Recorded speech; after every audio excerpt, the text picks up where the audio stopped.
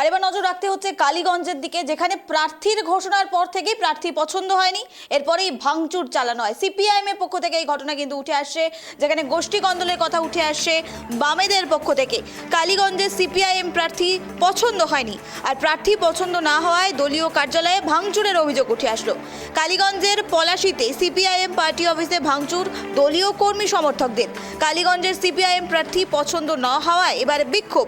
গতকাল কালীগঞ্জে বিধানসভা সিপিআইএম প্রার্থী হিসেবে নাম ঘোষণা করা হয়েছে। কালীগঞ্জ উপনির্বাচনের ফল ঘোষণার দিন বোমার আঘাতে নিহত তামান্না খাতুনের মা সাবিনা ইয়াসমিনের, কিন্তু সেই প্রার্থীকে নাকি মনে ধরেনি। এই মুহূর্তে আরো বিস্তারিত জানবো, আমাদের সঙ্গে টেলিফোন লাইনে রয়েছে প্রতিনিধি অভিজিৎ। অভিজিৎ, জানতে চাইবো, সাবিনা ইয়াসমিনকে পছন্দ হয়নি আর এর প্রতিবাদে পার্টি অফিস ভাঙচুর, তাও আবার বামেদের পার্টি অফিস, ঠিক কি আপডেট উঠে আসে এই মুহূর্তে?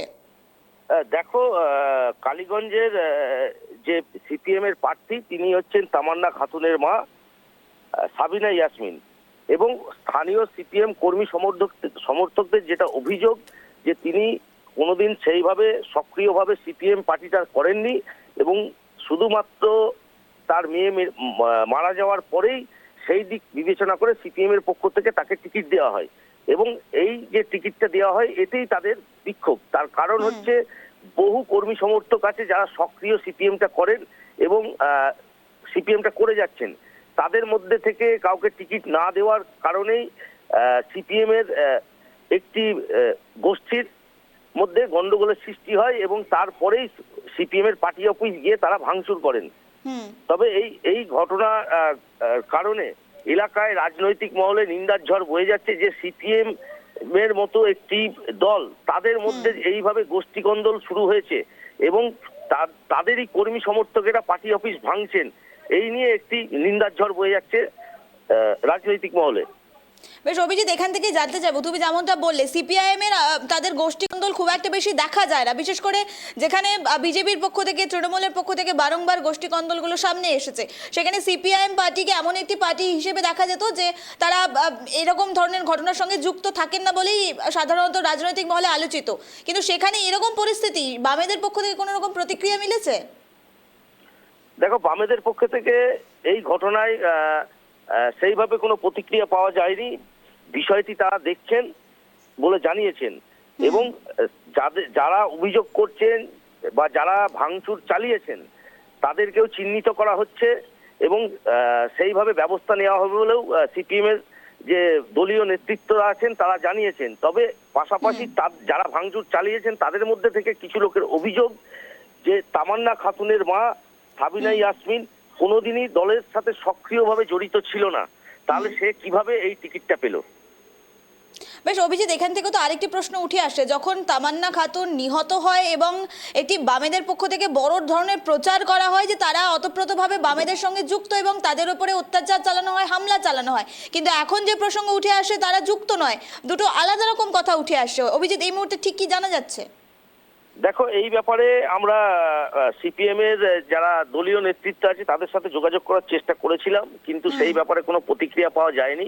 তবে যেটা জানা যাচ্ছে স্থানীয় সূত্রে যে ওর পরিবার, মানে তামান্না খাতুনের বাবা সক্রিয়ভাবে সিপিএম এর সাথে যুক্ত, এবং তারা সিপিএম, তাদের পরিবার সম্পূর্ণ সিপিএমই করেন এবং সিপিএম কে সমর্থন করেন, কিন্তু সেই জায়গায় তামান্না খাতুনের মার টিকিট পাওয়াতে তাদের মানে যে অভিযোগ যে তামান্না খাতুনের যে পরিবার সিপিএম এর সাথে যুক্ত থাকলেও তামার যে বর্তমানে কালীগঞ্জে টিকিট পেয়েছেন তিনি কিন্তু সেইভাবে সিপিএম এর দলীয় কর্মসূচি বা তাদের মিটিং এ তাকে দেখা যায়নি।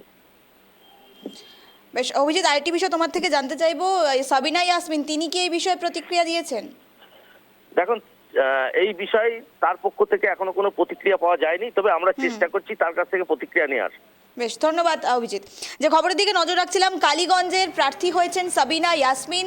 এর আগে উপনির্বাচনের সময় যেভাবে দেখা গিয়েছিল তামান্না খাতুন নিহত হয়েছিলেন বোমা বিস্ফোরণের কারণে, এবং তারপরের থেকেই বামেদের পক্ষ থেকে একটি বড় ইস্যু বা হাতিয়ার বলা যেতে পারে, যেখানে বলা হচ্ছিল যে বামেদের ওপর বোমা ছোড়া হয় এবং সেখানেই বামেদের সমর্থকরা তারা আহত হয়েছিলেন এবং তামান্না খাতুন নিহত হয়েছিলেন। আর সেই ঘটনাকে, সেই ইস্যুকে সামনে রেখেই এবার সাবিনা ইয়াসমিন অর্থাৎ তামান্না খাতুনের মাকে তাদেরকে এই টিকিট দেওয়া হয়, কিন্তু এখন যে অভিযোগ উঠে আসছে যে তারা নাকি সিপিআইএম এর সঙ্গে অতপ্রতভাবে যুক্ত নয়, এ বিষয়ে কিন্তু ইতিমধ্যেই চাঞ্চল্য ছড়িয়েছে এবং নিন্দার ঝড় বইতে শুরু করে দিয়েছে কালীগঞ্জে।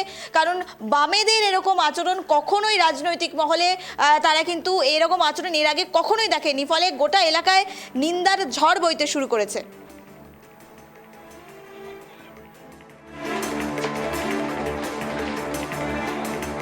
তাদের একটাই অভিযোগ, যেটা হচ্ছে যে আমাদের এখানে যে প্রার্থী করা হয়েছে যাকে, তামান্নার মা সাবিনা ইয়াসমিন, সে একজন সাধারণ ভোটার। সে এজি সদস্য নয়, পার্টির কোনো নেতৃত্বেও নাই, বা পার্টির কোনো শাখা সংগঠন বা কোনো সংগঠনের মধ্যেও যুক্ত নেই। সেরকম একজনকে প্রার্থী করেছে এখানে। এবার স্বাভাবিকভাবেই এই আম পাবলিক যারা পার্টির যারা কর্মচারী বা পার্টি যারা কর্মী একনিষ্ঠ যারা বুথ লেভেলে কাজ করে, তারা কিন্তু এটাকে মেনে নিতে পারছে না। এখানে ডিসিএম আছে, আমাদের পার্টির এরিয়ার নেতৃত্বরা আছে, তারা কেউই বলতে পারছে না যে এই প্রার্থীটা কোথা থেকে এলো, কিভাবে প্রার্থীটা হলো। আমাদের যেটা সিস্টেম, এখানে সিস্টেম এরকম, নিচু স্তর থেকে আলোচনার মাধ্যমে প্রার্থীর নাম যায়, প্রার্থীর নাম যাওয়ার পর সেটা আলিমুদ্দিন থেকে প্রকাশিত হয়। কিন্তু আমরা যেটা দেখলাম, এখানে জেলা নেতৃত্বকে জিজ্ঞেস করছি, আমাদের যারা ডিসিএম আছে তাদের জিজ্ঞেস করছি, এরিয়া যারা নেতৃত্ব আছে তাদের জিজ্ঞেস করছি, সবাই বলছেন যে কিভাবে প্রার্থী হচ্ছে আমরা জানি না।